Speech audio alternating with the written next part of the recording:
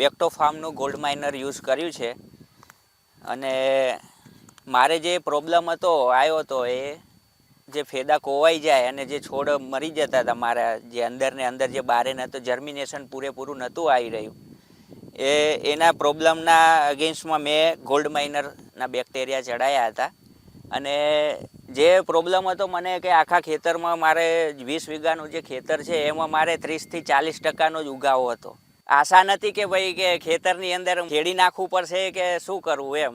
તો પછી એ દિવસે સાહેબની મીટિંગ હતી, એ દિવસે અમારે દેગામ ખાતે જ રાખેલી હતી. મારે બટાકાને 20 દિવસ થઈ ગયા હતા અને સાહેબની મીટિંગ હતી 30 નવેમ્બરે.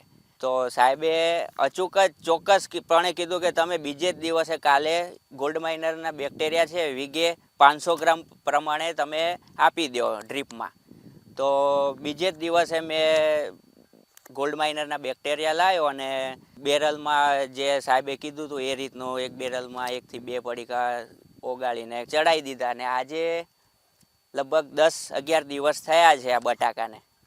તો આ જે ગ્રોથ તમે જોઈ રહ્યા છો આ 10 દિવસનો છે. 10 દિવસ પહેલાં મારા બટાકા આજે તમે છોડ દેખાય છે એ રીતના હતા ને આ જે ખાલા દેખાય છે આખું ખેતર એ રીતનું જ દેખાતું. આ બધા નવા છોડ ઉગ્યા છે. આ જે નાના નાના છોડ દેખાય છે એ બધા પછી ગોલ્ડ માઇનરના બેક્ટેરિયા ચડાયા પછી ઉગ્યા છે, એનો ગ્રોથ છે. અને આ 10 દિવસનો ગ્રોથ છે આ ચડાયા પછીનો. જો મેં આ બેક્ટેરિયા ના ચડાયા હોત ને તો ખેતર ફરી ખેડીને ફરી વાવવું પડે ને ડબલ ખર્ચો મારે આજે થઈ જત બટાકાનો.